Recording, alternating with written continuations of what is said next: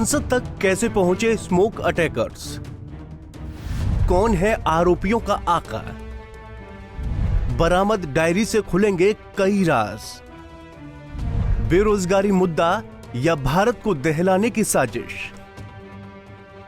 बीते 13 दिसंबर को जिस तरह से आरोपियों ने पूरे षड्यंत्र के साथ संसद पर स्मोक अटैक किया, वो वाकई में बेहद गंभीर चर्चा का विषय है। ठीक इसी दिन 22 साल पहले भी संसद पर हमला किया गया था। 3 दिसंबर 2001 को 5 आतंकी सफेद एम्बेसडर कार में सवार होकर गेट नंबर 12 से संसद के अंदर घुस गए थे। इन दोनों वारदातों ने वैश्विक पटल पर भारत की छवि को भरपूर धूमिल करने का काम किया है। स्मोक अटैक की चर्चा विदेशी मीडिया में भी जोर शोर से हो रही है। भारत से ईर्ष्या की भावना रखने वाला बौद्धिक वर्ग लिख रहा है कि खुद के देश को विश्व गुरु की ओर अग्रसर बताने वाले भारत के नेता अपनी संसद तक भी सुरक्षित नहीं रख पा रहे हैं। ऐसे ही ना जाने कितने आरोप प्रत्यारोप लगाकर विपक्ष भी सत्ता पक्ष की जमकर आलोचना कर रहा है। स्मोक अटैक की घटना अधिक संवेदनशील होने की वजह से विपक्ष एक कदम आगे बढ़कर अपनी उपस्थिति दर्ज करवा रहा है। धरतीपुत्र मुलायम सिंह यादव के सुपुत्र और सपा सुप्रीमो अखिलेश यादव ने तो इस संबंध में बहुत ही बड़ा बयान दे डाला, जो शायद सदन के अंदर बैठने वाले हर एक माननीय सांसद को टीच की तरह चुभे। उन्होंने कहा कि गूंगी बहरी सरकार को जगाने के लिए वो लोग सदन में कूद गए। खुद ही सुनिए। लोकसभा में जो नौजवान कूदे हैं, ये सही बात है कि सुरक्षा, और वहाँ पर सुरक्षा जो प्रधानमंत्री जी का ड्रीम प्रोजेक्ट था, अगर ड्रीम प्रोजेक्ट में जो लगभग 25,000 करोड़ का बना है, वहाँ की सुरक्षा ऐसी है, तो मुझे लगता है कहीं न कहीं साजिश भी है और षड्यंत्र भी है, क्योंकि कहीं इसी बहाने सरकार की कोई तैयारी तो नहीं है, कहीं इंटरनल सिक्योरिटी और सुरक्षा के बहाने लोगों को डराने की तैयारी तो नहीं है। एक तो सवाल वो खड़ा होता है, और दूसरा सवाल खड़ा होता है, कई प्रतिष्ठित अखबारों ने कहा कि नौजवान बहुत त्रस्त थे। नौजवानों के परिवार से जब जर्नलिस्टों ने बात की, तो परिवार के सदस्यों ने बताया कि नौजवान दुखी थे, उन्हें रोजगार और नौकरी नहीं मिल पा रही थी।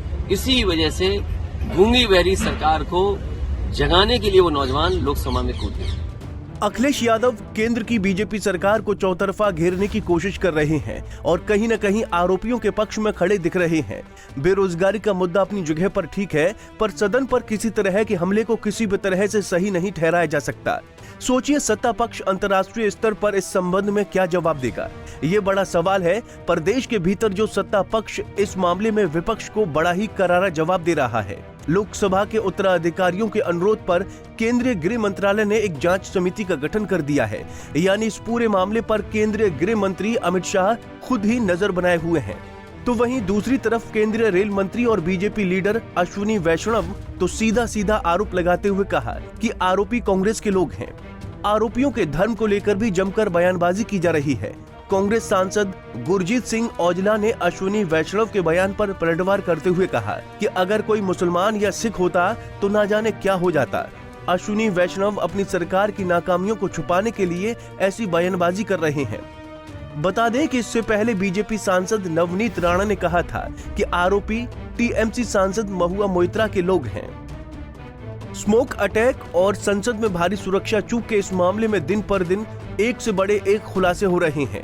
अब खुलासा हुआ है कि आरोपियों ने इस पूरी घटना को सुनियोजित ढंग से अंजाम दिया था। दरअसल एसटीएफ को लखनऊ में आरोपी सागर शर्मा के घर से एक डायरी बरामद हुई है, जिसमें संसद पर स्मोक अटैक की घटना का पूरा प्लान लिखा हुआ था। तो वहीं खुफिया अधिकारियों ने बताया कि आरोपी पार्लियामेंट में 7 स्मोक कैन लेकर पहुंचे थे और उन्होंने हमले के 3 प्लान बना रखे थे।